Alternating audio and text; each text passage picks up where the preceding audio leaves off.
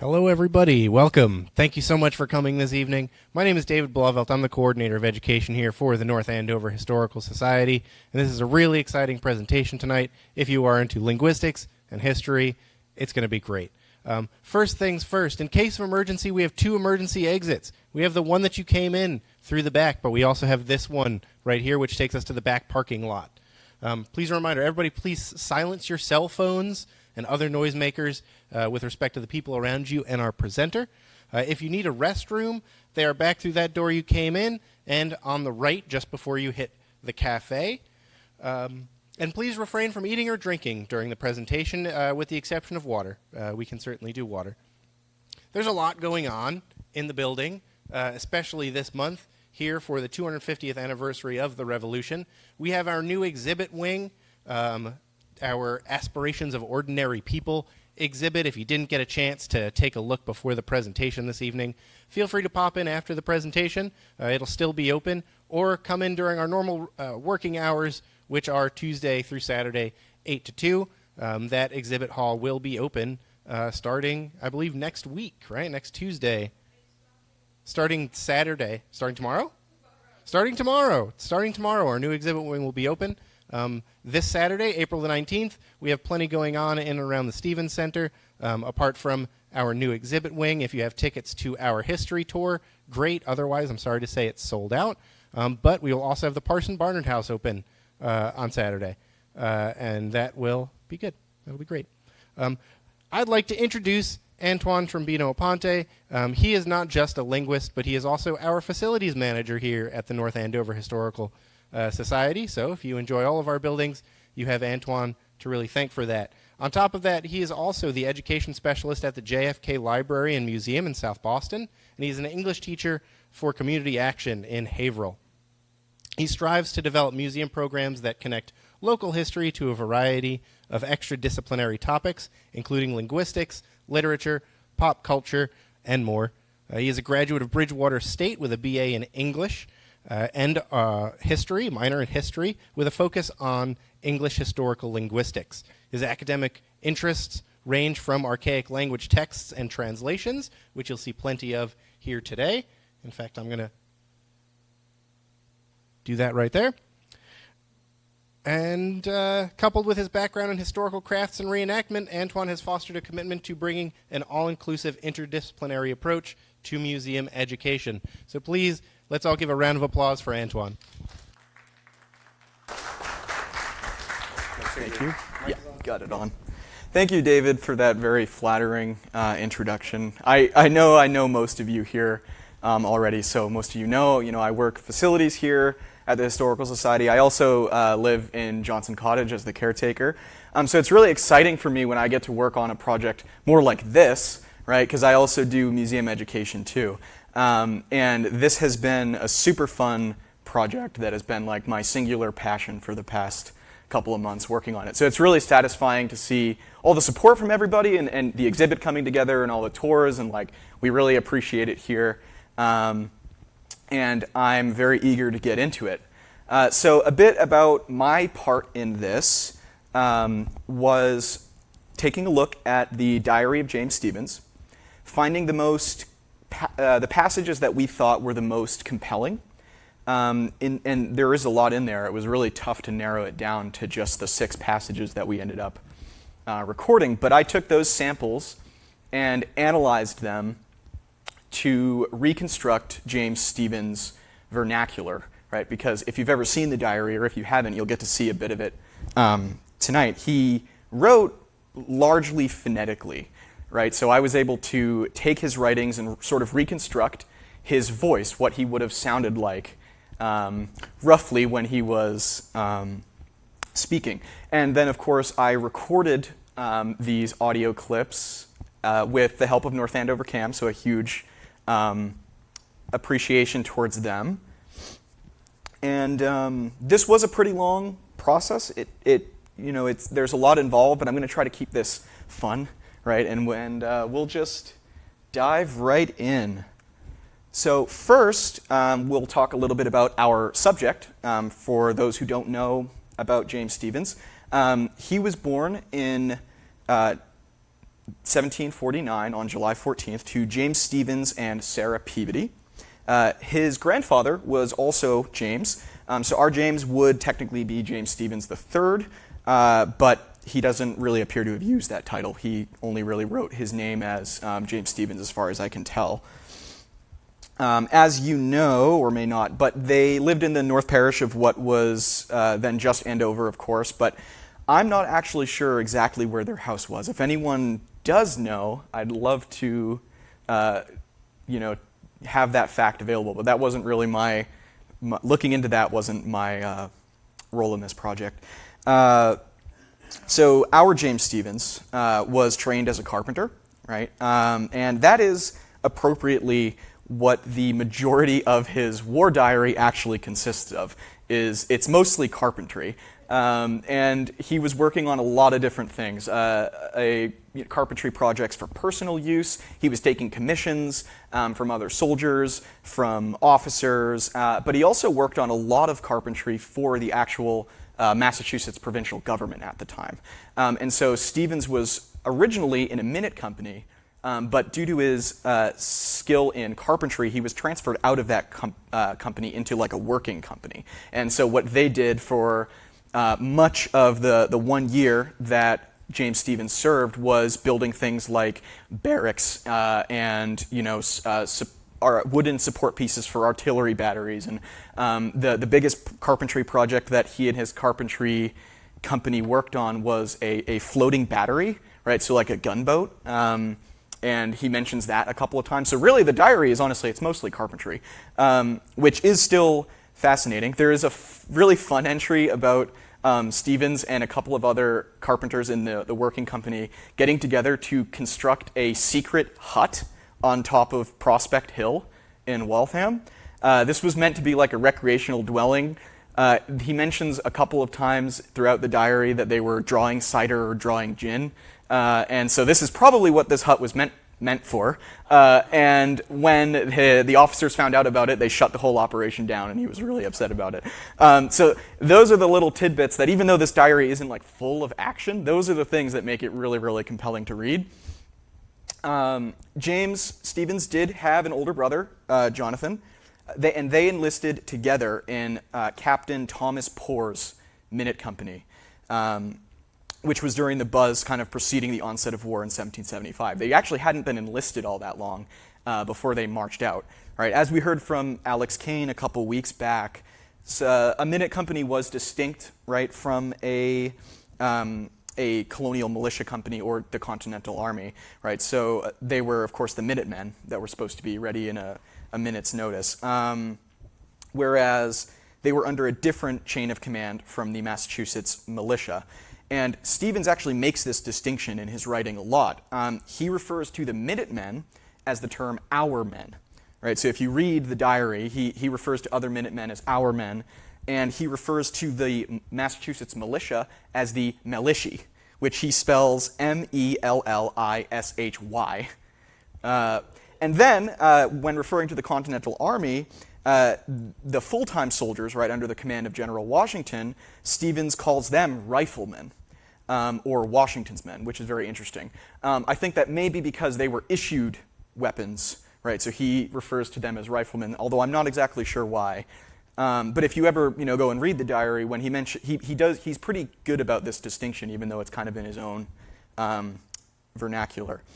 And so, of course, Captain Poor's Minute Company was a part of Colonel James Fry's Andover Regiment, alongside the South Parish Andover Minute Company. And Stevens was actually related to Colonel Fry somewhat distantly. His paternal grandmother was a Fry.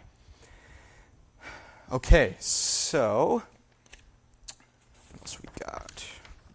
Oh, yes, Stevens served in the Siege of Boston campaign for just about 1 year. It was almost exactly 11 months to the day. And it's been a bit of a running joke around here that many of the Andover militia guys were prone to missing out on action. Right? Not only do we know about the story of them stopping for lunch and being late to Lexington and Concord, but Stevens himself actually missed the Battle of Bunker Hill, even though all the other Andover militiamen had gone on to fight in Bunker Hill, because he fell sick. and he went home to recover. He fell sick because he volunteered to help tend to other sick people in the hospital at the front lines, and he was kind of the tone of it is that he's sort of disappointed that he missed out on fighting in Bunker Hill. But from my perspective, this is probably why we have his diary today, right? We do know that the Andover company actually was at like the very front in Bunker Hill, and they took some losses, right? So had he participated in that battle, it's likely that we might not have this resource, or really any other really major actions. He could have been killed or captured, and so it kind of makes sense that when we do see Revolutionary War diaries, they are relatively rare. There's not like an abundance of them. They are generally filled with the more mundane stuff, right? Because those are the soldiers that kind of live to tell the tale, so to speak. Nonetheless, Stevens and his Andover company did get their share of valor. They were actually especially decorated for their participation in the Battle of Chelsea, where the North Parish Company had captured a Royal Navy schooner, the Diana, and that was actually the first naval capture of the Siege of Boston campaign. So that was a really, really big deal. After the war, Stevens married Elizabeth Lacey, and they moved up to a homestead in Jaffrey, New Hampshire. And they had 7 children, two of whom did not survive into adulthood, although his youngest daughter actually lived until 1890. She was 94 years old when she died. It was sort of striking to me to see that the daughter of a Revolutionary War veteran almost lived to see the 20th century. But Stevens and his family were core community members up in Jaffrey, New Hampshire. James served as the captain of the militia up there. He also served as a town selectman. And the Stevens house in Jaffrey, New Hampshire was used as the Jaffrey schoolhouse because the town didn't have a schoolhouse.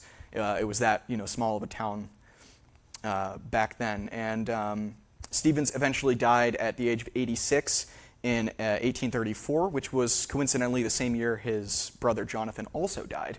But they had some very long-lived people in this family. And fortunately for us, James left behind this amazing diary, right? So his entries begin on April 19th, 1775, with the battles of Lexington and Concord. And they cover just about every day. He was pretty diligent about writing in this diary. And we have an entry for very nearly every single day from April the 19th of 1775 through April of 1776. And as I've said a couple times, the exciting stuff in this diary really isn't the action.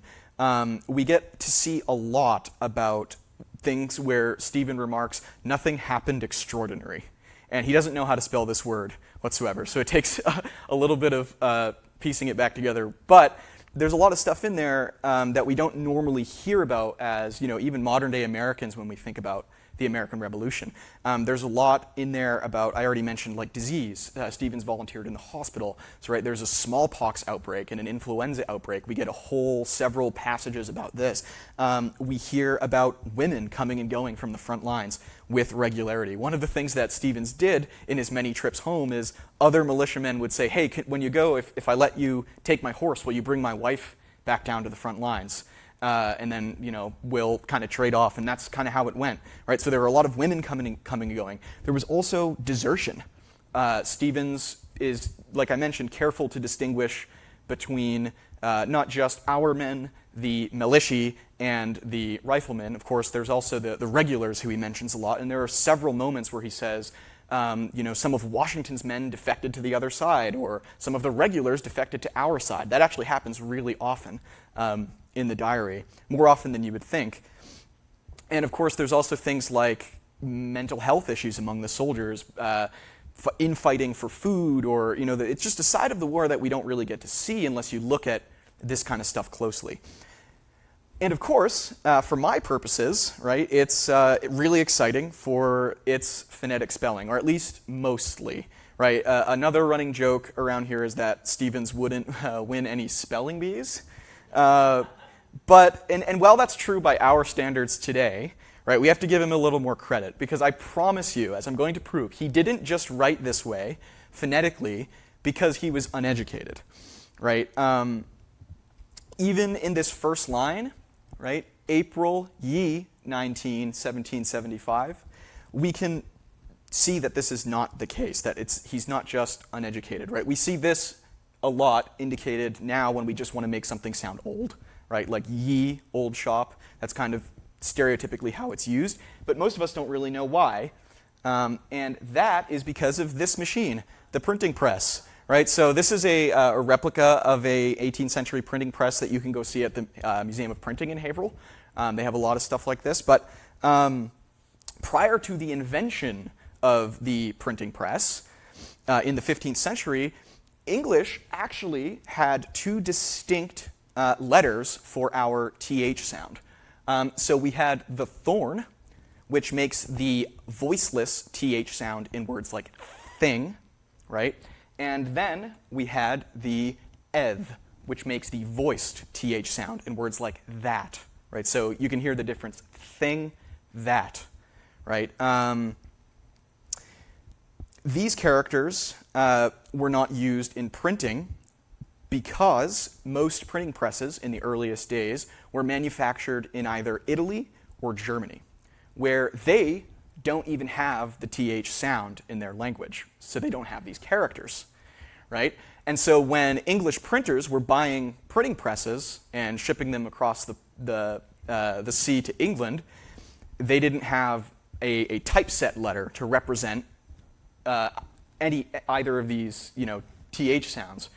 So what they opted to do instead was use a Y, right? They used a Y to represent the TH because at that time in the 15th century and a couple centuries onward, there actually weren't that many words in the English language that started with the letter Y. So it was a sort of a letter that didn't come up a lot, at least at the beginning of words. And so they decided, well, we can just repurpose this letter, and everyone will know that this is meant to be a TH, right? So that is how we get these characters becoming a Y, right? And over time, many printers did then adopt this two-letter combo for TH, that TH sound that we have today, right? But not everyone did, because Y was one fewer letter, and so it was cheaper. It saved ink, it saved paper, saved space, right? And so most just continued on using this letter Y, which had been perfectly sufficient to indicate this sound, because when reading, most people would not pronounce this as a Y, at least in the earliest days, right? They knew it was meant to be a TH. And so we have this affecting the actual spelling of words quite a lot, right? This is the original way in Old English that the word the, which they would have pronounced the, was spelled. We have English printers printing it as ye, which would still be pronounced the, and then eventually it switches to using the two-letter combo, and that's how we kind of get our modern the. Now, I did say that most people would have still pronounced this as a TH, right? At least for a number of generations. And then this tradition gets sort of separated from its original intent, and you do have people start to pronounce this character as a Y. Not everyone did. It was sort of regional, right? But this had enough of an effect on the English language to create the word you, which we all still use today, right? So originally, it was thou, right? Printing presses changed this eth character to a Y, giving us you. And so when you see thou in historical texts, maybe like Shakespeare, right, written with a TH, that's actually a later development than this. But this was cheaper, and so stuck around for much longer. And because it stuck around for much longer, people started saying it like you. And when you hear thou, that immediately sounds very archaic, right, when you see this in a text. But that's actually technically a newer development than this. So this is one example where collectively, all of us, speakers of the English language, have gotten stuck on something from centuries ago. And this theme will come up a lot because it's very important in sort of reconstructing dialects. And so all of this is just my really long-winded way of saying that James Stephens must have been at least somewhat well literate because he uses a Y when he's writing dates, right? And so this is a convention which he would only pick up in printed sources. And we know that he knows the difference because he uses TH several times throughout the rest of that paragraph, right? So the only way we can explain this is that he's picked this up from seeing dates written very formally, and that's what he's trying to effect with the first entry of his war diary, right? He's trying to create an air of formality and then ditches it because this is how he's used to pronouncing it, right? So he was definitely, literate. He doesn't write this way phonetically, right? Because he wasn't educated, and that is because he is not alone, right? For most of human literary history, phonetic spelling was the norm. And this is what brings about the origins of orthoepy in English. Orthoepy simply refers to the study of the standardization of language. And so this is a process that became really, really popular in our target time period, which we'll talk a little bit more about why. And so this first began in English in 1704 with the publication of Robert Cowdery's first English dictionary. It was called the Table Alphabetical, but it wasn't really a dictionary as we understand dictionaries today. Cowdery's dictionary just provided definitions and spellings for words of foreign origin that your average layperson wouldn't be familiar with, right? So things like medical terms or other scientific terms, mostly from Latin or Greek, some from French, right? Things that your average English speaker wouldn't know how to spell, let alone even how to use, right? So that's what he was trying to lay out, and this is sort of considered the beginning of orthoepy in English. Now, like I hinted at, the timing of this is no coincidence. This is a little out of order, excuse me. The timing of this is no coincidence, right? English orthoepy starts essentially with the colonial movement, or the move towards colonial expansion, right? We have the first English sailors, checking out other foreign ports across the sea in the late 1500s. They're encountering people speaking other languages. They're, at the same time, this is the the period of Enlightenment, right? And there are new scientific terms coming into people's vernacular. It very much coincides with English entering the global stage, right? That's sort of the reason orthoepy tends to come about in really any language, and specifically in our target time period. The standard orthoepy of the day, the greatest and best, would have been Samuel Johnson's Dictionary of the English Language, which he published in 1755. Right, and this is what we consider sort of just after what would be like the golden age of piracy, right? English had been brought to every corner of the world. And so you can imagine how important it would be to have one standard if you now have someone in writing from Edinburgh trying to communicate with a person in writing who was born and raised in Kingston, Jamaica. If they're both just spelling things in writing in letters how they pronounce them, it would be impossible for them to efficiently communicate in writing, right? Everyone would be affecting an accent in speech, and it would quickly become as difficult as it is for us to decipher James Stephens' text, right? We speak differently.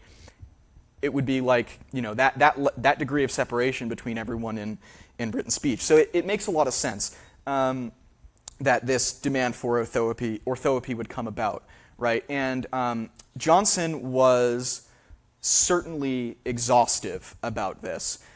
So you can see what his dictionary looked like here, and there was a good reason it was considered, the standard, right? It was 10 inches thick, weighed over 20 pounds, and it covered, at that time, just about every word and use that he could think of, right? So if you You can still find Johnson's dictionary online today if you want to look at it. It's really interesting. The way he defined words is a lot different from how we would define them today. Going through the dictionary, you won't see this word means this. He would simply give you examples from literature and sort of expect you to try to figure out what the word meant, right, from these examples. This is an idea that we call descriptive orthoepy, right? So it's language is defined by how people use it, whereas modern orthoepy is more prescriptive. We have rules, and you're supposed to just abide by those rules. This is sort of two schools of thought, and they fought a lot, not just about this, and we'll get to some of that too. I find it interesting. Maybe you will as well. These kind of two schools, really, many schools of orthoepists fought. But, of course, even though Johnson's dictionary was the singular standard, it only ever really caught on amongst certain social classes. And that is because his dictionary at the cheapest printings came in at £4 10 shillings in 1755, which was in today's USD equal to about $1,100 or $1,200. So that's for the basic, the basic version without any of the, fanciest bindings or any of that. Now, the most expensive copies of Johnson's dictionary were, the in-folio copies that would be full-size, like newspaper-sized printings, came in at £16 sterling in 1775, which is, in today's USD, almost $480,000. Like, it's an astonishing amount of money to pay for a dictionary, right? But this made it kind of a status symbol. And Noah Webster, the famous father of the American dictionary, he writes in his dissertations that when he was growing up, saying the dictionary was almost like saying the Bible, right? Go and grab me the dictionary, because of course there were many printed in between 1604 and 1755, but it was Johnson's that was the status symbol. That was the one that everyone wanted to have, and it simply became the dictionary, right? The highest honor that an orthoepist could be given by their audience. There were also about only 6,000 copies ever printed of Johnson's dictionary, so it was kind of a rare thing to have. And that is why it only really caught on amongst the elite, right? So everyone else who couldn't pay, the £1,600 for a dictionary just kept on spelling phonetically because it had worked for hundreds of years, and that's what most people just did. And this point in particular was very contentious among orthoepists because, of course, right, Samuel Johnson's patrons paid him quite heavily to undertake this task. It was very exhaustive. And then within a couple of generations, they were seeing, well, this didn't really have much efficacy. Everyone is still deviating from standardization. This is sort of not having the effect we wished, and this itself became a debate. Should we continue trying to standardize English globally, or should we just let everyone continue spelling phonetically? And there is support for phonetic spelling in some places you might not expect.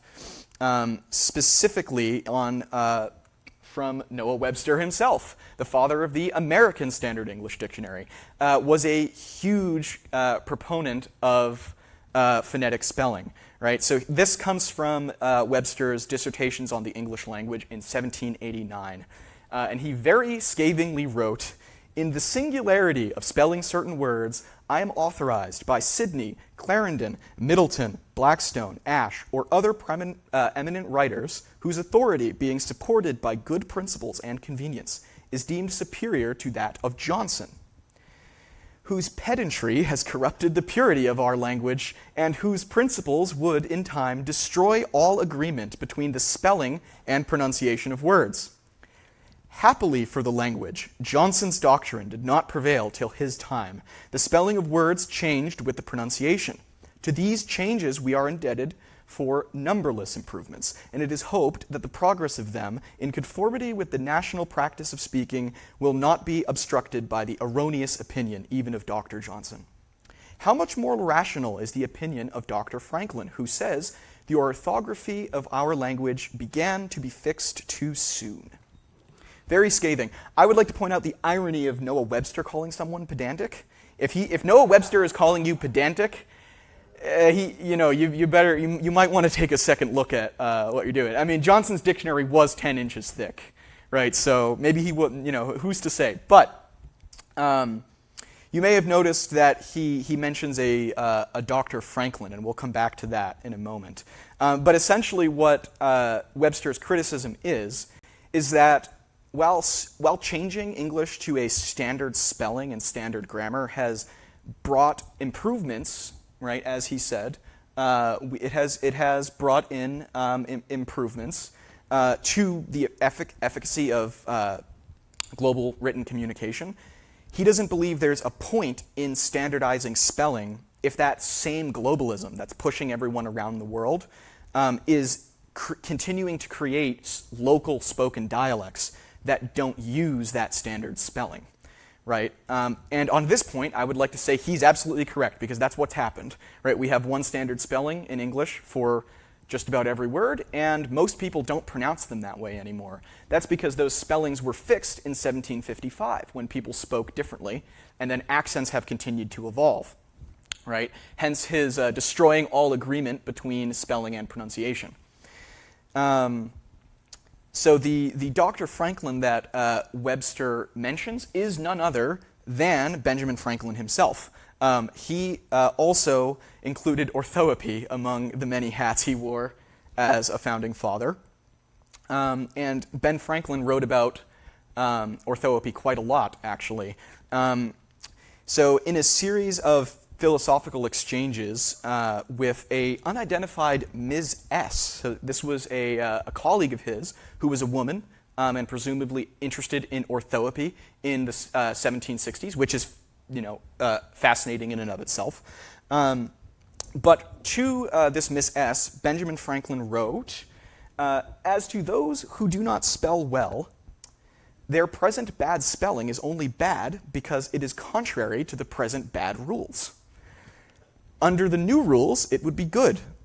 It is besides a difficulty continually increasing, as the sound gradually varies more and more from the spelling, and to foreigners it makes the learning to pronounce our language as written in our books almost impossible.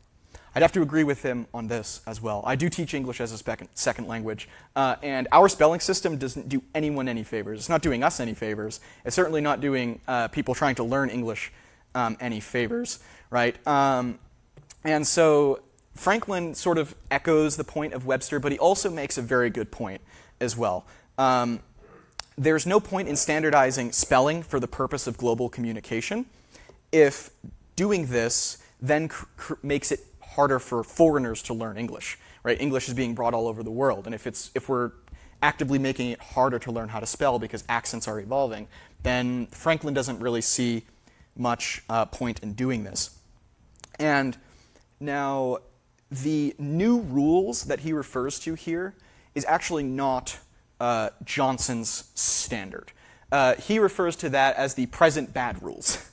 The new rules that Franklin is referring to are his own rules, which I have shown here, which were very eccentric, and we don't really have time to go through exactly each and every one of these today. But essentially what Benjamin Franklin was trying to do was create a new alphabet that would work better on a phonetic English spelling system, right? And so instead of having one letter be able to make multiple sounds, Franklin thought that phonetic spelling wouldn't pose any problem if each letter only made one sound. So there'd be no doubt as to what was trying to be indicated in text, right? There's no guesswork involved, because we have many words that do not have, especially if you're Franklin, who was quite familiar with the French language, right? He would know that there's a lot of disagreement between the way letters are written and what sounds they can make when spoken, right? So he was very interested in this sort of thing, and so while we can see that this is a little bit complicated Certainly, it would be complicated to learn how to use, and some of these characters would be very complicated for a printer to try and make, right? So this obviously never caught on. If it had, we'd probably be using it today,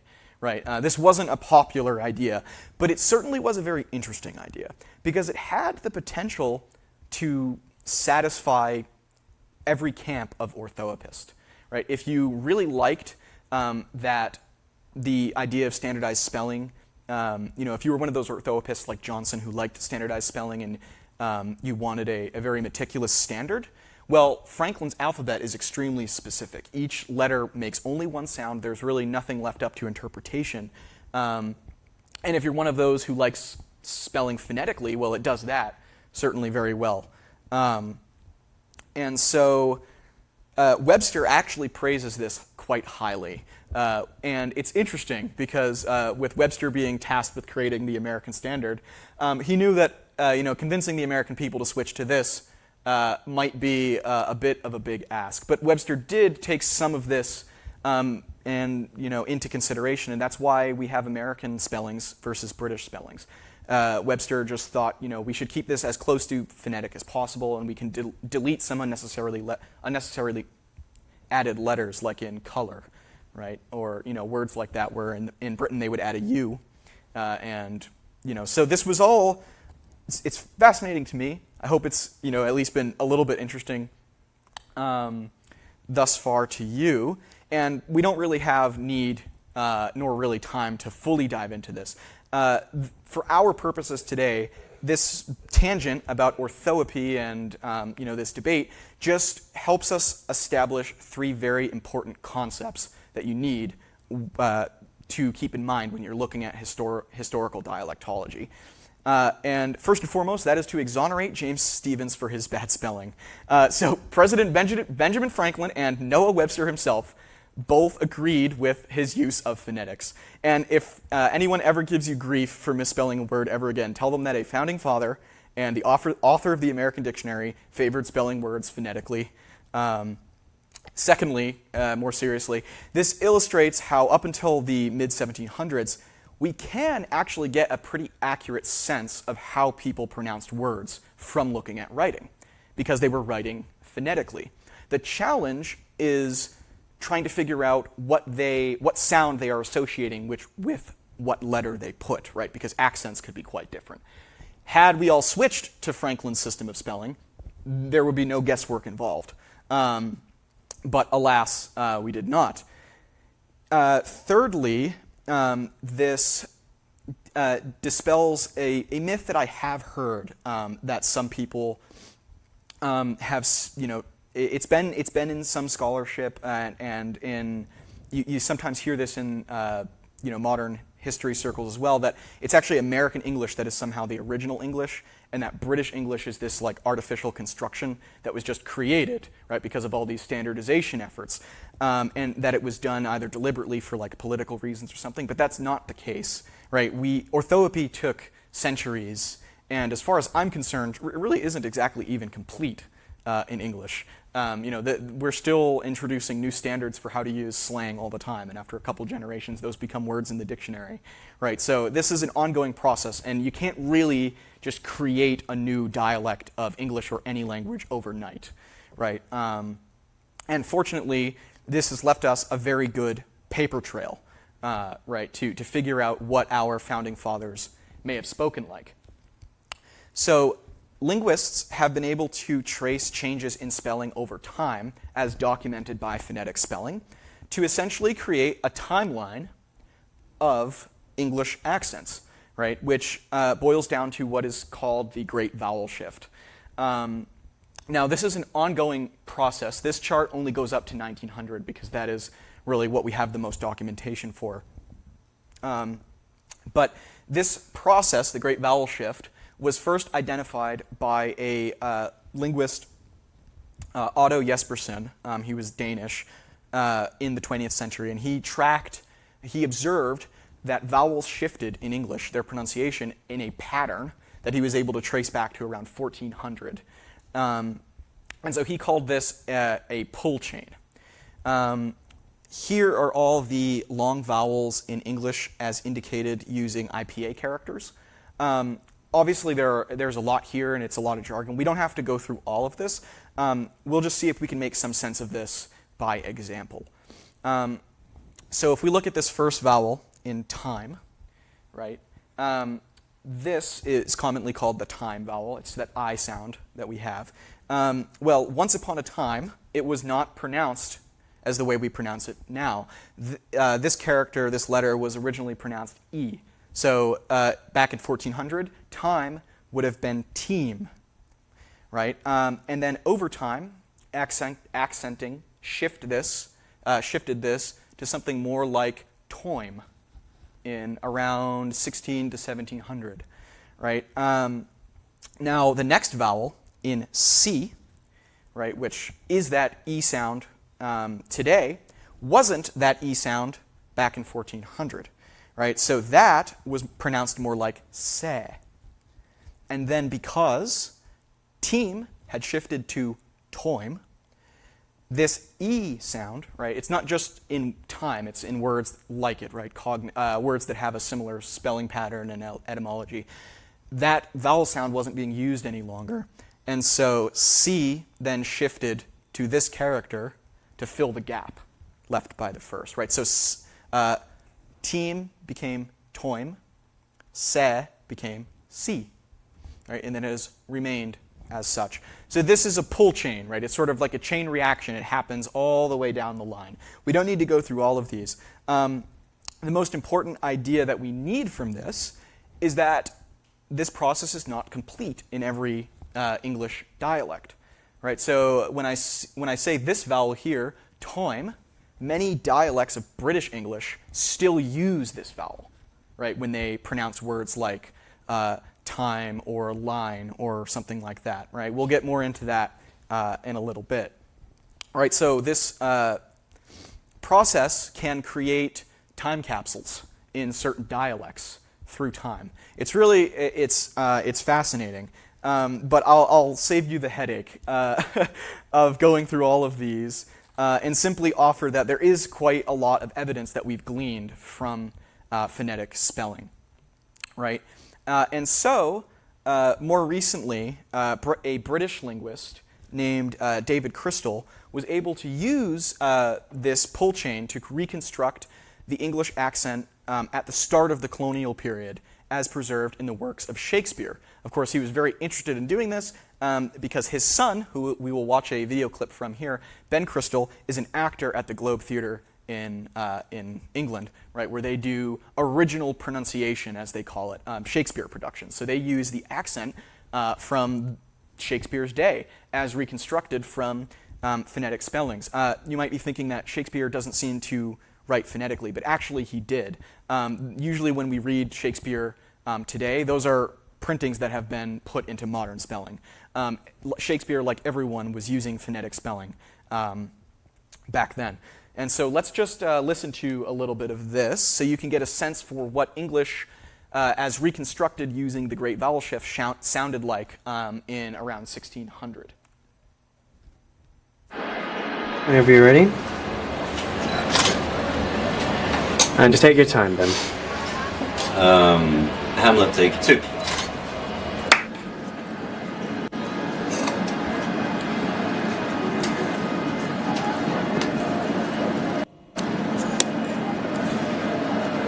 To be or not to be, that is the question. Whether it is nobler in the mind to suffer the slings and arrows of outrageous fortune, or to take arms against essay troubles and by opposing, end them. To die, to slay, no more, and by a slave to say we end the heartache and 1,000 natural shocks that flesh is heir to. 'Tis a consummation devoutly to be wished. To die, to slay perchance to dream, aye, there's the rub.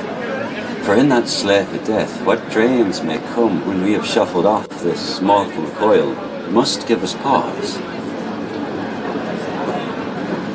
There's the respect that makes calamity a so long life, for who would bear the whips and scorns of time? The oppressor's wrong, The poor man's contumely, the pangs of disprized love, the law's delay, the insolence of office, and the spurns that patient merit of the unworthy takes, when he himself might his quietus make with a bare bodkin. Who would these fathers bear to grunt and sweat under a weary life? Okay, so I think that's probably we gotta get, oh, what happened here? Okay. Yeah, so this is what's commonly called original pronunciation, at least in the theater world. You can also hear this in some reenactment circles.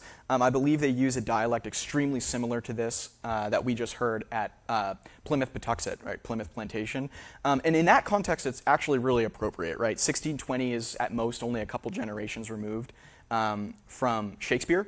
And so OP, original pronunciation, can be really, really suitable for that. But if we want to do a colonial reenactment, we need to look to, other resources. And so this brings us back to Benjamin Franklin's phonetic alphabet, which you can see an example of him using here. Now, it doesn't look intuitive, but he did lay out the rules for this very, very clearly in his writings. And so what that means is if you know the rules, it spells out, letter for letter, how he spoke, right?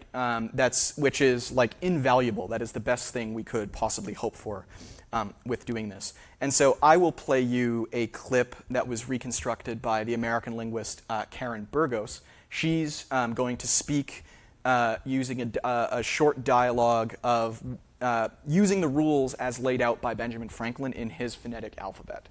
We hold these truths to be self-evident, that all men are created equal, that they are endowed by their Creator with certain unalienable rights, that among these are life, liberty, and the pursuit of happiness. All right, so we didn't get to hear much there, but let me see if I can play this again.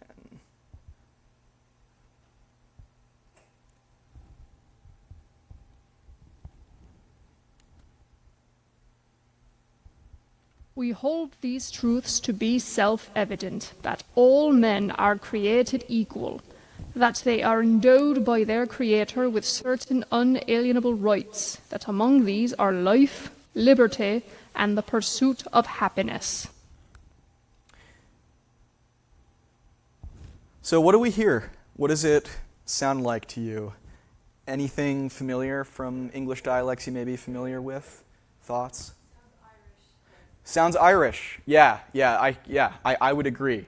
It does. We'll talk about why that is a little bit more. And anything else? Any other observations? Sounds a bit like a classic Hollywood pirate accent, maybe. Yes, and Cornish, West Country. Yeah, I agree. Yeah, I agree. We'll definitely be talking more about that too.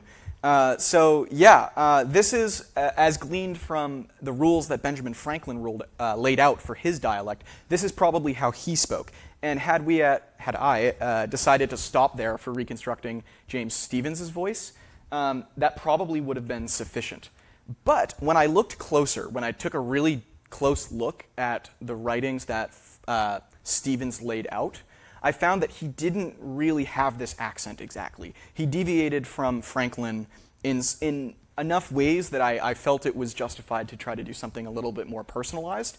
But I would say that Franklin accent, that sort of pirate Irish sounding accent, would get you like 80% of the way there for a Merrimack Valley accent back in the 1700s. And of course, Benjamin Franklin was from Boston, but he also spent a lot of time in Philadelphia. He also spent a lot of time in New York and in Europe. So that accent would be very suitable for reenactment purposes for, just kind of doing someone from the broader English-speaking world at that time. But we can get really, really specific with James Stephens. So I want to play, without further ado, an example that I recorded with the help of North Andover Cam. April the 19th, 1775. This morning, about 7 o'clock, we had a letter that the regulars was gone to Concord. We gathered to the meeting house and then started for Concord. We went through Tewksbury and into Billrica. We stopped to Pollard's, getting cheese on the common. We started and went into Bedford, and we heard that the Regalers was gone back to Boston. We went through Bedford, we went into Lexington, we went to the meeting house, and there we come to the destruction of the Regalers. They killed 8 of our men, and shot a cannonball through the meeting house.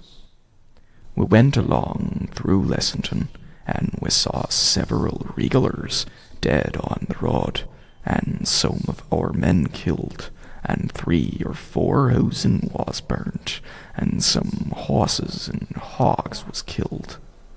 They plundered in every house they could get into.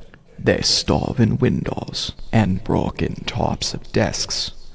We met the men a-coming back very fast. We went through Nottingham and got into Cambridge. We stopped about 8 o'clock, for they say that the Regalers was got to Charleston, on to Bunker's Hill and entrenching. We stopped about 2 miles back from the college. So what do we hear this time? What do we think? Compared to Ben Franklin, compared to OP that we heard, what stands out? Any thoughts? Canada with a boot. Yeah, we hear Canadian raising in there. That is one of the most jarring things, I think, that I learned going back about this accent. Yeah, so it sounds a little bit Canadian. It probably still sounds a bit Irish to us. Right, really the point here is because of the Great Vowel Shift, right, we are seeing a sampling in time, right? This idea that certain features have been preserved in some areas and lost in others is really central to this kind of timeline idea. As an example, right, so like I mentioned, in much of England, they've preserved the 1700s pronunciation of time, right? And in Canada, right, that Canadian raising, they've preserved the 1600s pronunciation of house, right?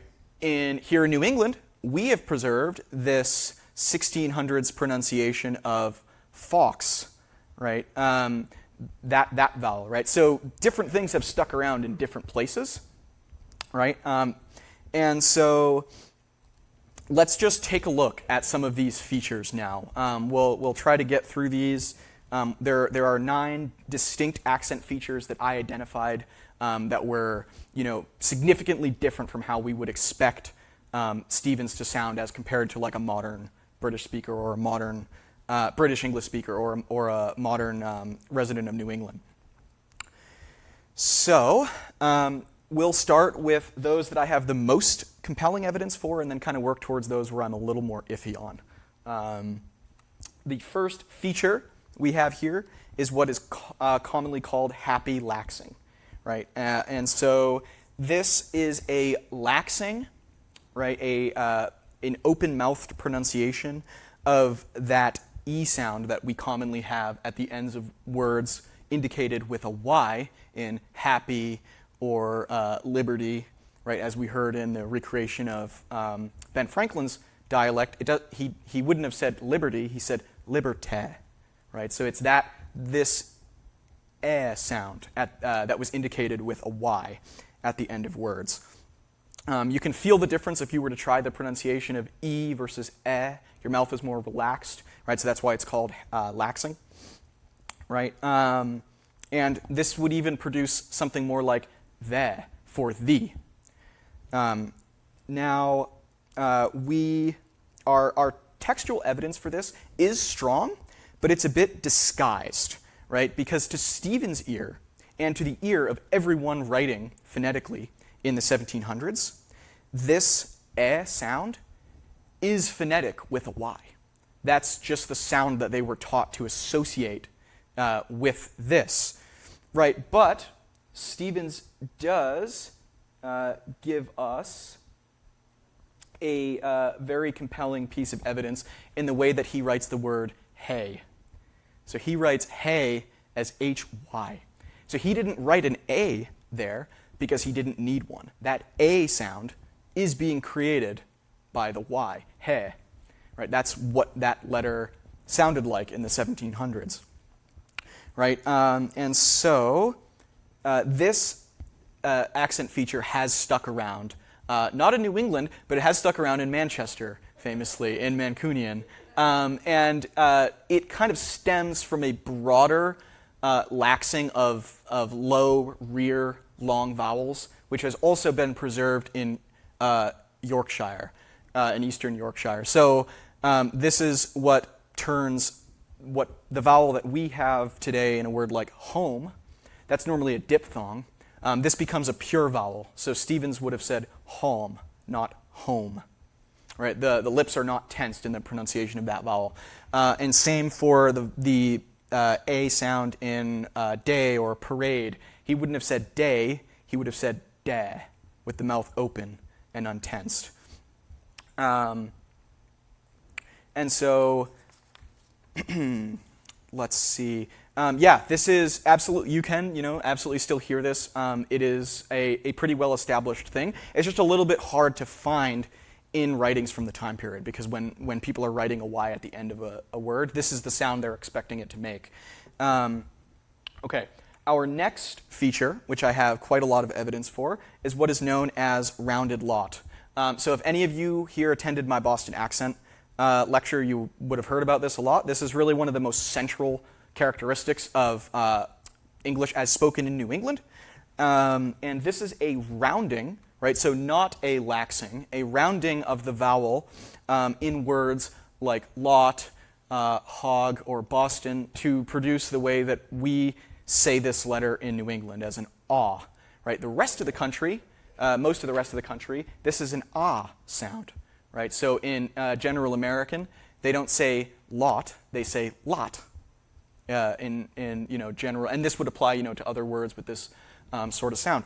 I have a lot of evidence that Stevens had this. First of it comes down to his spelling. So he usually indicates this sound using an O for that kind of aw sound. And I know this because he uses it when he writes was, and when he writes horses, hosses, right, with that very New England kind of vowel. Now, when I saw this, I was very excited because it instantly reminded me of the way that older generations of New Englanders would say the word was. They hadn't yet let that vowel go untensed. They used to say was, right? Think back to, and it's the same vowel in a word like cause or because, right? You used to hear this a lot in New England. Think back to, or at least I thought back to, John F. Kennedy's Go to the Moon speech, where he says, "We choose to go to the moon not because it is easy, but because it is hard." Right? That's what he says, right? So that vowel has been present in New England for a really, really long time, evidently. We know that from the Great Vowel Shift, right? If you don't believe me, go back, when you go home, pull that clip of Kennedy, his speech up on YouTube. He absolutely says because in this very old kind of New Englandy way. So Stevens shows this in his spelling. He also shows evidence in spelling of a feature that coincides very, very strongly with rounded lot, and that is what is known as the lot-thought or the caught-caught merger. So in New England, C-O-T and C-A-U-G-H-T are a perfect rhyme, right? We say those caught and caught. In General American, they are also a perfect rhyme, but using an unrounded vowel, so cot and caught. Now, in somewhere like New York or New Jersey, they say caught and caught, so they're not a perfect rhyme, right? Stevens uses his O in words where we would expect, for there to be an OU in our modern spelling. He writes trough as trough, or he writes brought as B-R-O-T, right? So he's using the same aw sound indicated in his writing. And so this also segues into another feature which he does not display. And this is very strong evidence for him having rounded lot in the first place. So the trap-bath merger is a merger of the vowels in the words trap and bath and words like it, so that those have that same ah sound, right? This is very, very typical of American English, but it's not typical of like Southern British English, where they don't say bath, they say both, right? Or they say fost or aunt. This also used to be present in New England. However, Stevens does not appear to have this feature. He indicates his vowel in fast and ant differently, right? He doesn't use his O that he uses in the lot vowel sound normally. And so that tells me he probably didn't say aunt, or else he would have spelled it O-N-T. He probably said ant, which is a little disappointing because we say aunt here in New England. But, you know, this was clearly still a developing merger at the time, right? Now, the last and final most compelling evidence that I have that Stevens, almost certainly with 99% guarantee, had rounded lot is because it's still around, right? In British, rounded lot is considered the received pronunciation of that vowel in British English. We still have it in New England, and they also have this vowel in like maritime Canada, like Nova Scotia, the coastal provinces up there. And so it's still around. We know that this, from the Great Vowel Shift, that this vowel sound came into the vernacular around 1600, and general American has kind of lost it, but we've kept it here in New England. Okay, so our next feature is a bit of a tongue twister, and that's the marry, marry, marry merger. Try saying that 10 times fast. So this is actually very simple. It's a merger of the vowel in the words marry, marry, and marry to make them a perfect rhyme. Right? So there are still dialects of American English that have this merger, so they pronounce all of these as marry. I talked to Mary, she got married, and it was a merry occasion. Right? So this is still a thing in many dialects of American English. But in Stevens' time period, he extended this to other words. Right? And so he would have said caret, sergeant, erm, right? That air sound that we have in Mary. And I know this because we have the best evidence possible for this sort of thing, which is a rhyming verse. There is a song that he included at the end of his diary that is written in rhyme. And we can see he rhymes war with repair, which is interesting, very interesting. So that R sound, AR sound, is to his ear an air. So he would not have said war, he would have said where. Now, we know that he is distinguishing this deliberately from the sound we would expect to hear in war today, that or sound, because he writes that sound differently. Then the firing begun on both sides and fired very warm. So he indicates this or sound that we would have in war with an O, not with an A. So if he's putting an A, he's indicating the same sound that he is writing in a word like prayers. Right? That's that A sound. Right? So, and you can see it here as well in early. That's early, or as he probably would have said, early. So there's a lot of evidence in his spelling for this, absolutely. And that poem really is all the evidence we need. I mean, there's really no debate. He was rhyming war with repair. And so that's fantastic evidence. We see this merger elsewhere as well. It's pretty well established. This is another line of verse from Phyllis Wheatley, who was the first published African-American poet. She was also from Boston. And we can see she rhymes war with air as well. Right? So she has evidence of this merger, giving us another example outside of Stevens' diary. And this merger, was quite well established, actually beyond New England. In fact, it was probably one of the defining features of colonial English versus European English back in this time period. We see this pop up, interestingly enough, in the opposite direction in the work of an author, John Neal. So John Neal was born in the late 1700s. He was born in I believe it was 1793, and he was writing in the 1820s. So he describes a lot of mannerisms of the older generation that he grew up around, and he describes the Mary merger in a character from Virginia, but in the opposite direction. So instead of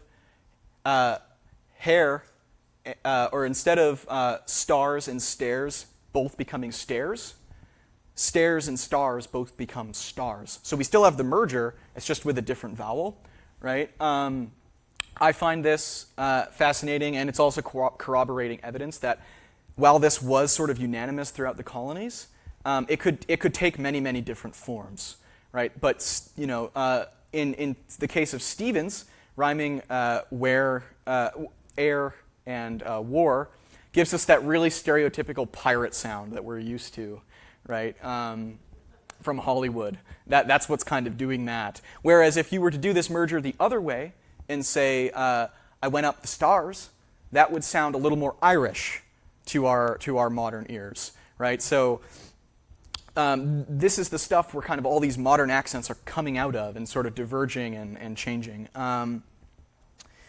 Okay, so we have, yes, this merger is still preserved in some parts of, like I said, Ireland, in this sort of version, preserved in Ireland, but also the opposite direction is preserved in parts of Canada, where they rhyme car with care in some parts of Canada. So, okay, that's the Mary merger, and now we actually get to Canadian raising, which one of you pointed out, and I agree is very distinctive of Canada today, and it's probably the most jarring feature that you hear when you listen to a recreation of Stephen's voice. So in Canadian raising, that diphthong, that ow sound, is raised to something more like ooh. So we have house, scout, ruined. Right? I'm doing a very exaggerated example, and I'm not from Canada, so I don't have the subtlety of it here. But Stevens probably would have had a vowel very close to this. And if you don't believe me, we have another verse to back me up. He rhymes wounds with sounds. Right? So he probably said soons. This we all pronounce with Canadian raising today, right? Wounds. That's the sound that we all as Americans and generally even British English speakers would say, right? So Canadian raising is a bit of a misnomer. We've actually partially preserved this with a interesting selection of words, right? The old root versus route debate.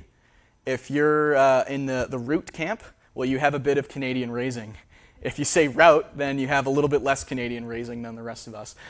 Think about words like, of course, wounds, but also youth, uncouth, and you, right? The other version of this is thou, as we saw when I talked about the printing press. Right? So Canadian raising has sort of stuck around in bits and pieces from colonial English in our modern vernacular.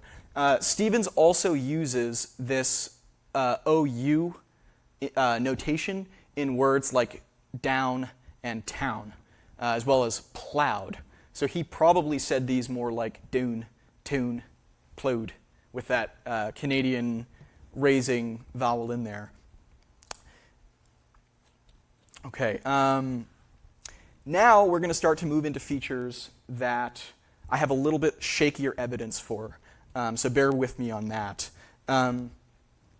Luckily, and of course it's preserved in Canada. Also in Northern Ireland, they have the what is considered Canadian raising quite commonly. But let's go on to our next feature, which is the feared herd merger. So, like I said, the evidence for this one's a little bit shakier, but it's luckily quite simple. So this is simply that Stevens probably would have rhymed heard with feared, cleared, beard, etc. So he probably would have said, I heard. And we all have a marker of this in the way we pronounce beard, right? We don't say bird, we say beard, right? So this spelling pattern absolutely has a tradition of representing this sound, right? And we see this in Stevens' spelling patterns. So he writes heard like this, and he writes cleared like this. So it's not heard and cleared, it's probably heard and cleared. Right? Now, this, from a linguistics perspective, for my part, was probably the most difficult thing to figure out about Stevens' accent, and that's because he is extremely inconsistent with how he indicates a long E sound. Right? So, notably, right, he loves writing this, like in the first passages of his diary, he writes regulars for regulars. But he also writes it with one E. So this establishes that he does this enough times that I'm pretty confident he was probably trying to indicate a long E, right? An E sound as we would, an E, double E sound. And just sometimes, either to save space or maybe he was writing more quickly, he writes it with one E. Now, words that we would definitely pronounce with an E sound, like meeting or retreated, he just uses one E for. So this makes it kind of difficult to parse out in his personal just spelling patterns, what exactly he meant when he puts just one E. We also see a third version that he uses to indicate this sound. So this is actually, in the context of this sentence that I pulled this from, it's they carried a load off to Cambridge. So this is not cared. He's writing carried with this as a long E sound. We also see carried in the diary with an IE. So he uses three different notations for this E sound, which made this kind of really difficult. And I wasn't confident about this feature of his until I found some corroboration from a couple of other sources during our target time period. So Luke Gridley was a Connecticut militiaman writing in 1757, and he was so he fought in the French and Indian War. And you can see here that he uses a completely different letter combination. So not E, not double E, not IE. He uses EA to indicate most of his long E sounds. May the 11th, which was the Lord's Day, this day we had a meeting without any minister. May the 16th day, I went to hunting deer. And then he says, the 3rd, which was a Tuesday, we had orders from General Lemons to be called to Geither at 7 o'clock half. Now that's very interesting, that we see this sound being indicated in the word gather, right? Curiously enough, Stevens also appears to do this. He writes, Sunday, November the 19th, this day we locked out some sills for another barrack, 108 foot long, and got them together. Right, so he's putting this, his way of writing the long E in this way that we would say gather, or maybe he's trying to say together. But in either case, we don't have a long E there today. But we see, two colonial writers doing this in this time period, and this is consistent across other words where, like Luke Gridley did, where he puts an EA. Stevens just uses an E, and this we'd expect to see an EA here, but he writes weather, breakfast, and of course ease as ease. So it made it a bit challenging to figure this one out because long E sounds pop up in a lot of places. In modern English, they're indicated a couple of different ways, and Stevens uses a couple of different ways to do this. But then, of course, he also says famously in the first passage, we gethered to the meeting house. And so This is further evidence that he had that incomplete trap bath split, right? Because gather is one of those words we would normally expect to become gother in British received pronunciation or like old school New England English, and he writes geather, which is sort of back to an earlier point that he probably did not have that split, which all sort of blends together with all this evidence kind of comes together to see that he's clearly indicating letters deliberately where there's a sound change. He doesn't just use any vowel, at least most of the time. We'll get to some of that too. I did find some more corroborating evidence again from John Neal, and in characterizing a Revolutionary War veteran, he writes this: "Afeard of what?" cried Peters, coming out and speaking with a voice of authority. "Afeard of what? Of doing your duty? It is only the other day that we rose up as one man against a paltry stamp tax, a few pennies apiece for the best of us." I love that passage, and just as an aside, I really recommend reading this book, Brother Jonathan by John Neal. If you enjoy this sort of characterization of Revolutionary War veterans as like crotchety old guys, because he really likes doing this, it holds up in 2025 with a lot of kind of back in my day attitude. It's quite humorous. But in any case, right, we can see in John Neal that this is well established, right? This sort of strange pronunciation is well established, at least in his experience in the back countries of Maine. And of course, we also have support for this quite strongly from Noah Webster, right? So this was my sort of final vindication on this. Noah Webster writes, in the fashionable world, heerd is pronounced heard or heard. This was almost unknown in America till the commencement of the late war, and how long it has been the practice in England, I cannot determine. For centuries, the word has been uniformly spelt H-E-A-R-D. The verb hear is in analogy with fear, sear, and yet E in the past time and participle has been omitted as H-E-A-R-D, not H-E-A-R-E-D. That heard was not formally the pronunciation is probable from this circumstance. The Americans were strangers to it when they came from England, and the body of the people are so to this day. To most people in this country, the English pronunciation appears like affectation and is adopted only in the capital towns, which are always most ready to distinguish themselves by an implicit imitation of foreign customs.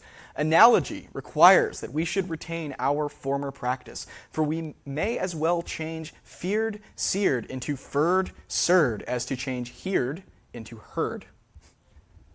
Right? So the next time anyone tells you that, again, gives you grief for pronunciation, tell them that Noah Webster preferred heard over heard. Now, so that's sort of that out of the way. And then this ties into something else, another feature quite strongly, because in Stephen's pronunciation of heard, we hear quite a strong R, right? And that brings us to rhoticism. This is a New England classic. I talked about this in my Boston accent lecture quite a lot, although Stevens is really inconsistent about his pronunciation of R's. So normally, for those who don't know, rhoticism is just simply the pronunciation of the letter R. So non-rhoticism is the dropping of the letter R, right? We're kind of infamous for that around here. Now, I don't really need to explain this much. On the left here, this is every single word throughout Stephen's diary where he omits an R. For almost all of these words, he later writes them with an R as well. So this is sort of difficult to parse through. Again, I said this is the places where the evidence is a bit more shaky. Now, on the right, we have evidence of over-rhoticism, right? R insertion. These are words where he adds R's, but for each of these, He also writes them, but everything besides Regalers and magazine, he also writes them later without the R.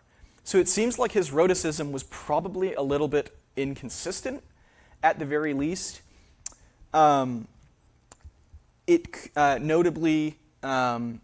this one is the most curious to me, because in Carleton, right, given that Mary-Mary merger, we would expect Stevens to say Carrollton. So the fact that he is omitting an R suggests he's sometimes saying Carleton? I don't know. It's sort of a strange sort of just quirk of how he writes. And this is sort of in disagreement with Franklin's accent. Franklin, when he wrote in his phonetic alphabet, was very insistent that the R should always be pronounced. And in his opinion, and from what we can glean from going through the alphabet, it was probably a quite strong R, almost like what you would hear in Scottish English today, that sort of trilled, very, very prominent R. We would associate that with like Scotland or Ireland today, and that was how Ben Franklin said the R was supposed to be pronounced. I'm not really sure exactly how Stevens would have done it. One interpretation is possibly he indicates an R when it is that trilled R, and then maybe when it's not, maybe when it's a softer R, he omits it. But really, it's difficult to tell. He's super inconsistent on this one. So that's, there's evidence going back a long ways for New Englanders dropping their R's, and in fact, it's probably most likely because this was in flux, right? This feature of R dropping was probably just sort of coming about, and Stevens doesn't do it all of the time. There is some linguistic theory that I won't go into, and let's move along here to our next feature. So this is this one's a bit of a doozy, the line-loin merger. So in British English, the line-loin merger is very present. We sort of discussed this a little bit when I mentioned how in England they've preserved that toim pronunciation, right? So this is responsible for the word line rhyming with loin, or the word isle rhyming with oil in many dialects of British English, mostly in southern Britain. And today, this is a really big distinction between British and American English. Generally, Americans, really Americans, we don't have this feature anymore. It is a bit difficult to trace when we lost it, and I'll get into that in a second. But this merger also exists in the opposite direction, aside from being preserved in England, in the Caribbean and some parts of Ireland. So instead of line becoming loin, it's loin that becomes line, or it's oil that becomes isle, or coined that becomes kind in some dialects in Ireland, and this is pretty typical of the Caribbean in like Jamaican English, right? So put some isle in the lamp, right? That's a very Irish sort of sound, right? So that's still the line-loin merger. It's just they've merged in the opposite direction from Britain. A little bit frustratingly, luckily, Franklin actually directly addresses this in his phonetic alphabet, right? So he says, what in our common alphabet is supposed the third vowel, I, as we sound it, is not a vowel, but a diphthong, consisting of two of our vowels joined. A, as sounded to be an all, or U, as sounded in unto, and E. The I sound begins aw, or U, and and ends in E. So he's hearing something like oi. And he's very, very explicit that this is the sound an I is supposed to make. So we know that at least for Ben Franklin, and probably for other people in the Northeast at this time, the line-loin merger was common. Now, we do find another sliver of corroborating evidence from yet another revolutionary soldier, and this comes from Amos Farnsworth of Groton. So he was a revolutionary soldier who fought at Bunker Hill, and he also kept a war diary in 1775. So we can see that he writes April 26th, 27th, 28th, and 29th days was a struggling with the officers, which should be in the highest office. Finally, farewell got orders to list and listed, and some. Finally, Farwell got orders to list and listed some, and then joined with Townshend Company and made out a company. All right, first of all, I'd just like to say, compared to Mr. Farnsworth, our man Stevens is a spelling prodigy, right? But no, it's due to his particular spelling that makes this comparison kind of hard to initially parse out. But he's using the G to make the J sound like we would see in George, right? And so what he is writing here is joined with just an I, right? He doesn't indicate it as a diphthong of two letters. He indicates it as just one vowel, the letter I. And that is perfectly in line with the description from Franklin we just saw, right? Again, this suggests the line-loin merger is pretty broad in New England. And then yet, this is the frustrating part. Stevens writes, after prayers, I went to the joiner shop with an OI. So clearly he indicates this oi sound with two letters, at least sometimes, right? And this, clearly represents the diphthong as we would write it today, not just, the one letter that it seems his contemporaries were using. And initially I thought, okay, maybe this is because Stevens was, of course, a carpenter, right? He knows how to spell the standard spelling of joiner's shop. Maybe he's seen it in a shop window or in like a trade pamphlet or something, but I actually don't think that's the case because he doesn't even know how to spell wood, at least by the standard spelling. He spells it phonetically. So I don't think that's the reason that he's writing joiner this way. I think there's possibly something phonetic going on, but it's really hard to parse through. Of course, he writes just one O in wooden. He writes board without the A, and he writes frame several different ways. These are all carpentry terms that, we can't argue that he spells this correctly. He spells this standard because of his profession, if he doesn't even spell wood in the, standard way. So this kind of remains a little bit anomalous to me. This initially, right, suggests a different vowel than he writes in rifle or wife, miles, 9, right? In these words, he uses just an I. And it's pretty well established that when there's a difference in vowel pronunciation, he tends to indicate that in writing. So I think it's very possible he did not possess the merger. That being, if we accept that Stevens wrote this phonetically, we must also accept that he wrote these words, which are not spelled standard, phonetically, right? He just writes light, L-I-T. So it suggests he, maybe he only partially possessed the merger, which I think is more likely, because of course he then writes island with an O-I. He doesn't use an I, right? They fired from Nodel's Oiland on us.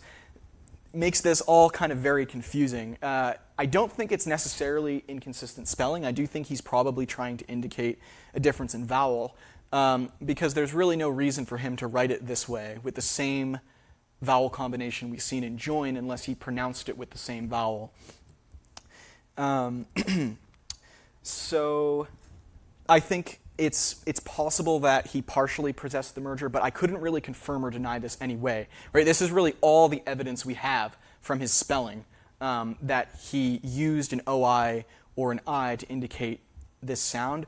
And so if I were, what I did in the passages when I recorded them is I sort of chose a more middle-of-the-road approach.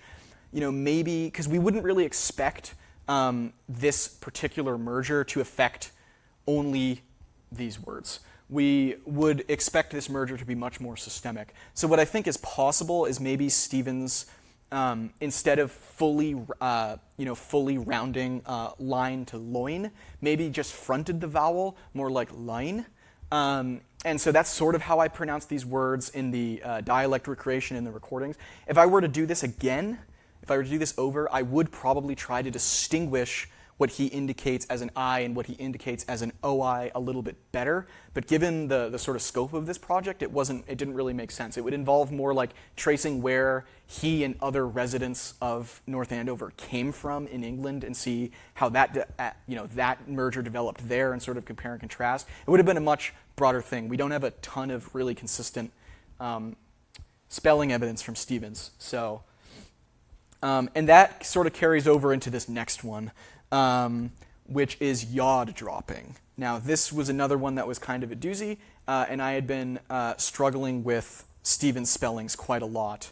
So yod dropping is very simple. It's just the feature in modern English that is responsible for that Y sound that we have in cute not appearing in brute.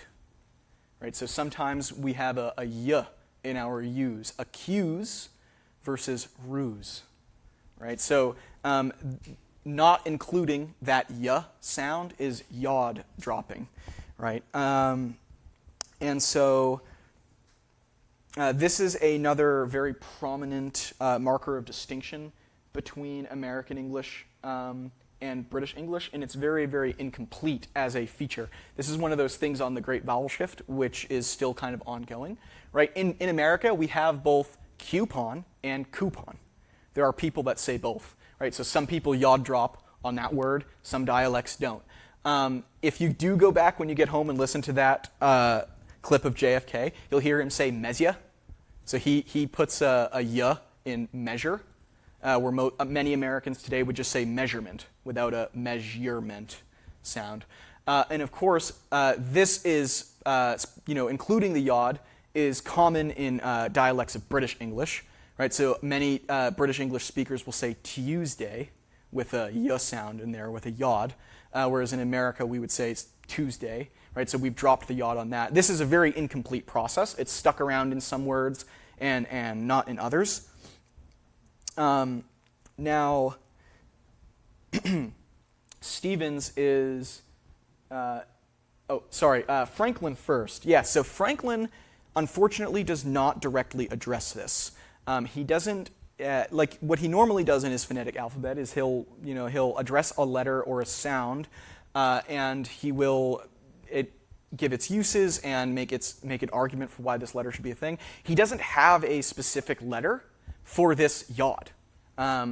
He does sometimes use I for a Y sound at the beginning of words, but he doesn't directly address this, which makes it a little bit difficult for us to parse. But in his writings, he does write, Franklin, he writes pure and new differently. Now, new is one of these words that you do sometimes hear a yod in some dialects of British English. Sometimes they do say new. And pure, of course, has a yod in American English and British English. He indicates this, for whatever reason, this differently than this, which tells us at least Franklin, even though he didn't address it, was probably hearing something different. He may have been hearing a yod in his pronunciation of pure, but again, because he doesn't tell us, we don't exactly know. And Stevens is sort of similarly inconsistent on this. Curiously, Daniel Webster, offers no comment, which is surprising because generally when there's a distinction in pronunciation between American and British English, he is really quick to point it out. Very often prejudiciously points it out. But we don't see anything from Webster on this either. Now, we do find a very good, and I'm very thankful for this sole example I could find, of a soldier distinguishing this spelling pattern in their diary. This, again, is from Luke Gridley, who was in the French and Indian War. He was from Connecticut. So he writes rules with an EW, indicating not a yod, and then he writes suit with a U, more like suit, which is how we would expect a modern, some speakers of modern British English to pronounce that. So Gridley was definitely hearing a difference in the U sound that he was making in these two words. Stevens, unfortunately, does not make this distinction at all. So we see he says, Friday the 16th, this morning I went to Dr. Osgood's. He gave me a puke. I went home, and in the afternoon I took it. So he's using the you for both of these words. For those who don't know, a puke is meant to induce vomiting, right? So he had a tummy ache, and but frustratingly, he uses this you for both of these, right? And other words that we would expect to not see a yod, where we would expect it to be pronounced more like he also uses a u, right? So he writes tools, and we would not expect a yod in this word, right? We would not. There aren't really any dialects where they say tools, right? But he still uses a u. Nobody really. There are no English dialects where they say lyuk, right? You can't even really make that sound, but he still uses a u. And of course, her and colonel, which he is absolutely right about. This is how this word should be spelled, right? That's.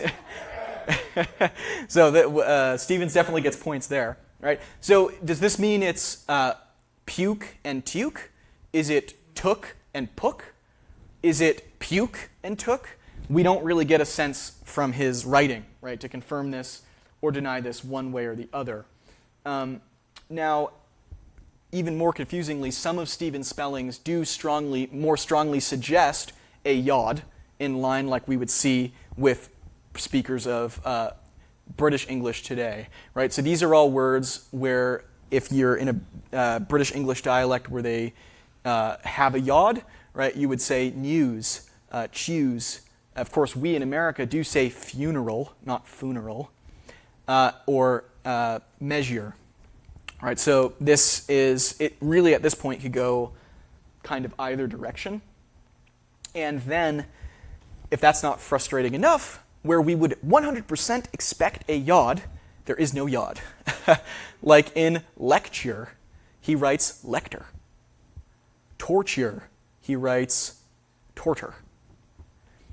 It's really anyone, your guess is as good as mine on this one. It seems like he flip-flopped a lot. So in this case, right, clearly the U, like he uses, is not indicating an sound. He drops that entirely. He opts for an E. But then we saw in the previous slide, right, that he spelled her with a U.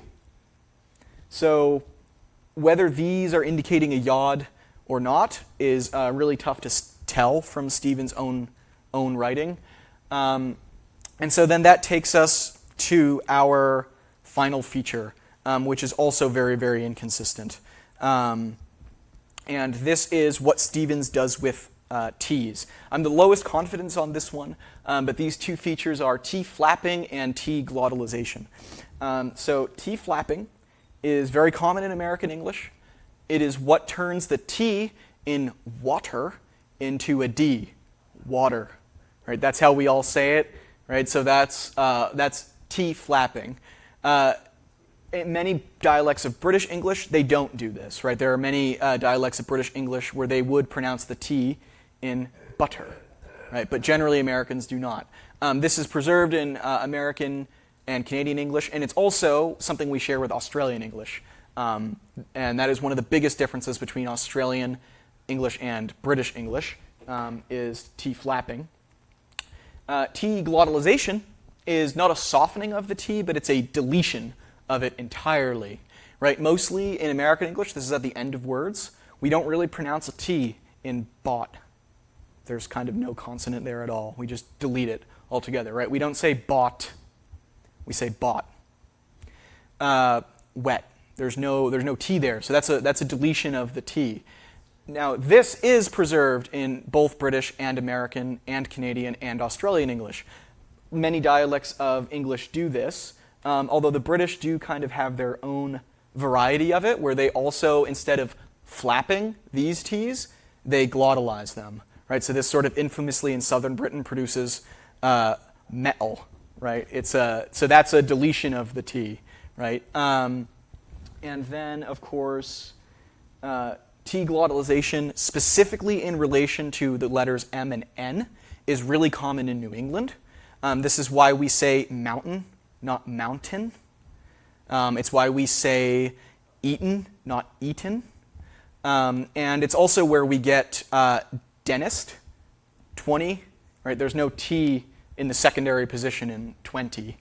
And also why we say accent, right? We drop the T in relation to the N. So usually when we have a T sound in New England before an N, or sometimes it's just after an M, really in relation to these alveolar consonants, we tend to drop the T. That being said, it's really, really hard to figure out whether Stevens did this or not. There are really only 2 words where he ever drops a T, suggesting T glottalization. And he does say he does write W-E-N for went, right? So that's probably close to how we would say it, went, without the T. He also, curiously, drops the T in Robertson, so Robertson. But these are the only 2 words, at least in writing, where he doesn't include a T. In fact, many words suggest the opposite, that he probably retained T's or even turned D's into T's. So sort of the opposite of flapping. That would be called de-dentalization. Right, so he does put a T in water. Again, he writes brought, B-R-O-T, suggesting he doesn't drop the T at the end like he does in went. And then in words like marched, locked, dismissed, he indicates the D with a T, so marched, right? Locked, right? Probably pronounce that consonant quite strongly. This is common in some dialects of British English today. So I think Stevens probably did this, but it means that in the Reconstruction, when you listen to the audio, it's kind of mixed because it's really hard to figure out from his writing whether or not he actually had this feature. And so that's the last of them and probably the lowest confidence. But especially the first few, especially rounded lot, a couple of the mergers that I talked about at the beginning that are those very jarring things like Canadian raising or the Mary Mary merger. Very, very good evidence that that's how Stevens probably did it. In some other parts where I have less evidence, I just sort of opted for the middle of the road approach, which of course you can hear when the exhibit opens, and I do hope you do. And to close, I will again let John Neal do the talking. So he writes, looking fondly upon the New England dialect that he is so used to hearing from his Revolutionary War contemporaries. He writes, "Nothing denotes the precise origin of a people so unequivocally as the peculiarities of a common language. There are so many earmarks. Keep in mind, however, that when a fellow talks Yankee, it is always through the nose, with a sort of swing to his voice, a drawl, a tune, a regular intonation that changes every 2 or 3 minutes.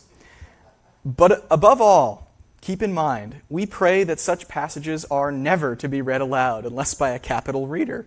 Like the incoherent, broken language of deep tragedy, or that of broad farce, or of that superb and powerful poetry, though it may bear to be read in a whisper, the talk of a real Yankee will never bear to be read out by a common reader. The men of New England speak the very language of their fathers, in the very tone of their fathers, placing the emphasis, oddly enough sometimes, where nobody else would ever think of placing it." And this, in particular, had a very strong, vindicating moment for me, because in reconstructing Stevens' dialect, I felt like I was doing this a lot, sort of inadvertently, like adopting some of the mergers and these different vowels that we're not used to having together in a modern dialect of English, sort of forces you to talk in this really sing-songy, back and forth kind of drawl. And so it was really vindicating when I read this in Brother Jonathan, right? Because it's exactly what he is observing in the 1820s. And of course, this was published in 1842, but he was, writing in the 1820s.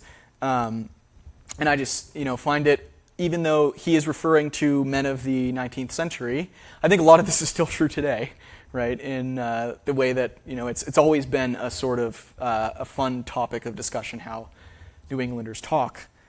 And so with that, I thank you very much. We'll open it up to questions.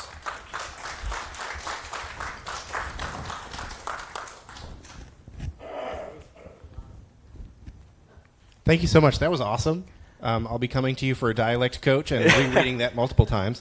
I have a question real quick Okay. to prep the audience. What was your favorite part of Stevens' accent? Do you have a favorite sound or part of it? Absolutely. I think my favorite part is probably that Canadian raising, just because it's so distinctive. Like, you hear that today as a modern English speaker, and you're like, whoa, that sounds like he's Canadian. And that just perfectly, like, dovetails and ties together the kind of points, that we see in, like, the great vowel shift, that that vowel is associated with Canada today because it happened to stick around there, right? But there, at one point, it was very prominent throughout the colonies, and of course we still do this. It's disguised and we don't think about it. We all still say wounds, right? That would be that same vowel. So yeah, that's probably my favorite part of it, for sure. That's a great question.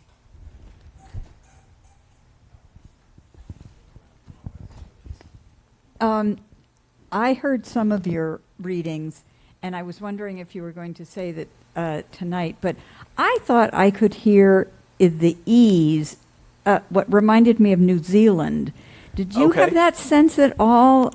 Because I watch a lot of shows from New Zealand, and they have that E kind of sound. Could you elaborate? Do you have an example?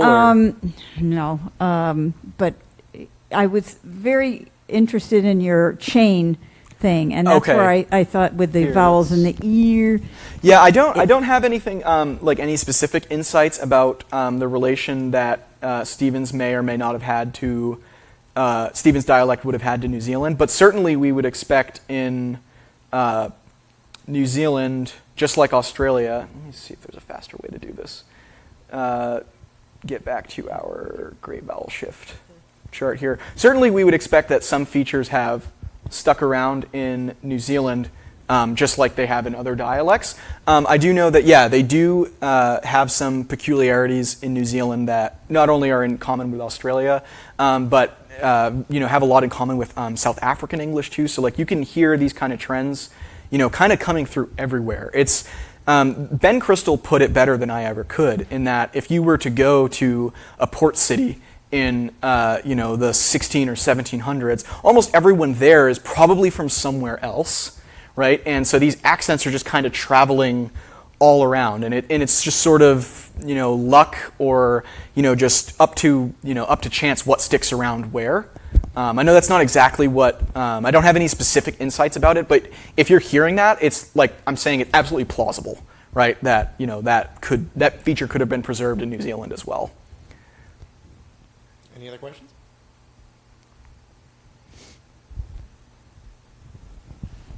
Okay, so mine's more. I think we're probably all wondering how we say certain things, because you know what I mean. You're looking at it, you're like, do I say it like that? Like mine was a coupon, Yep. but I coupon, like a coupon, but I'm couponing. So Right. I'm Yeah. So changing we're not it- even consistent all the I'm time. changing it right there, like.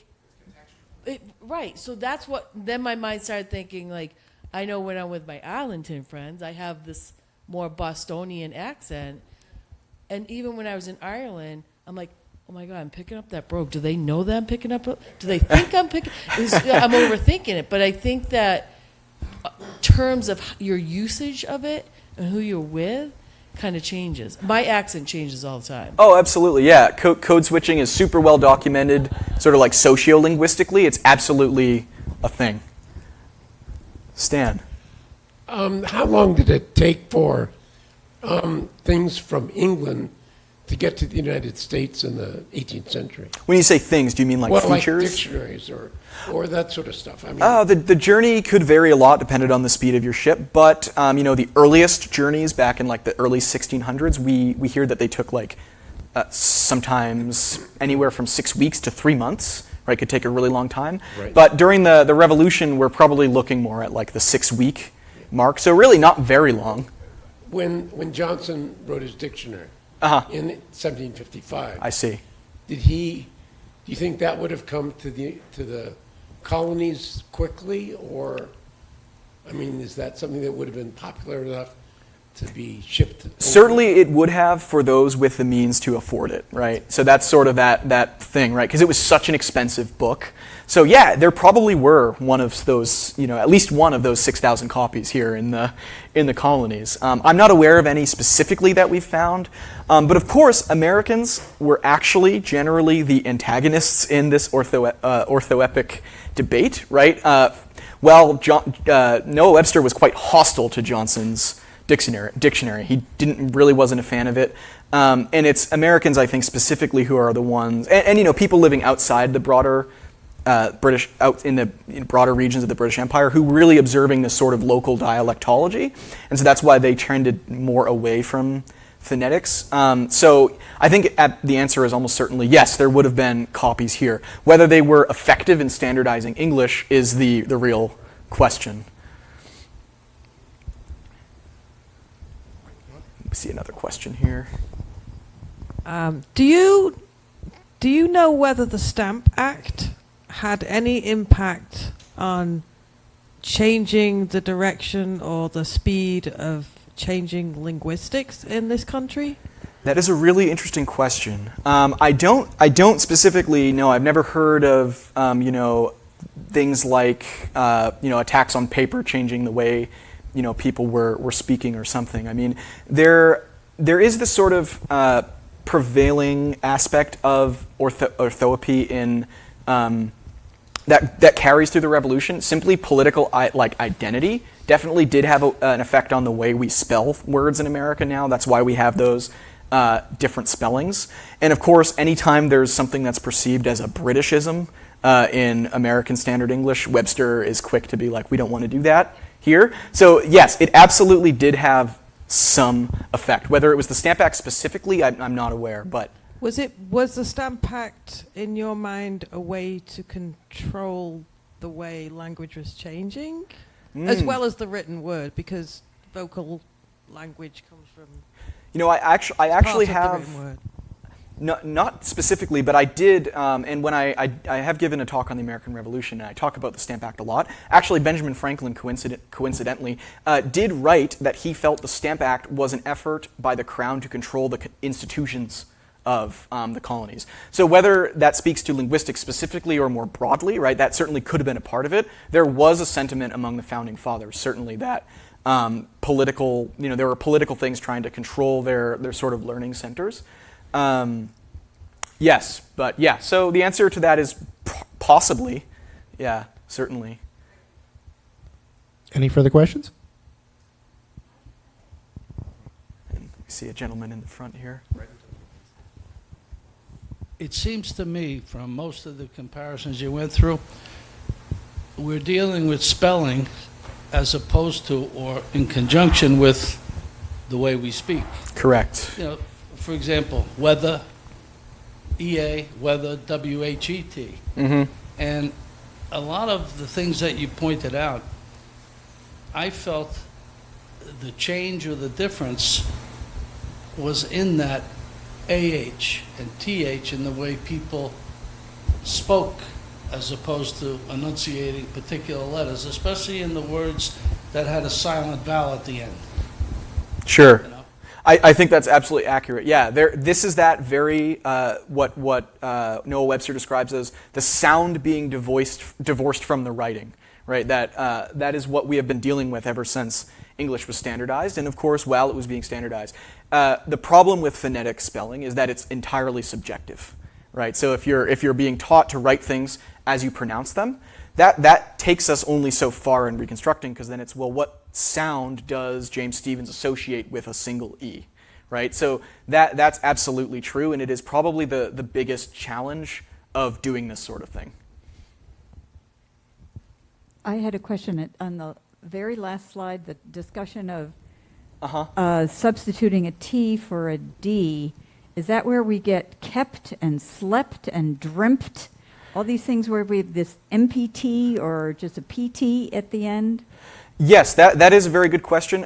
Yes, so generally we don't say, we don't say sleeped in English, right? We don't say I keeped. So it's that spelling pattern is absolutely the same, but the reason for why we, kept that, T sound or didn't adopt an ED sound is a little bit more involved linguistically. It has more to do with whether like a verb is a weak verb or a strong verb or spelling patterns. So for example, keep, right, is in the mouth, that's sort of bouncing in two different places, right? So k is pronounced towards the back of the mouth, p is pronounced in the front of the mouth, d is more central. So saying keeped or keeped is linguistically taxing for the human mouth to do, right? So it's easier for people to say kept because that is moving forward in the mouth, K to p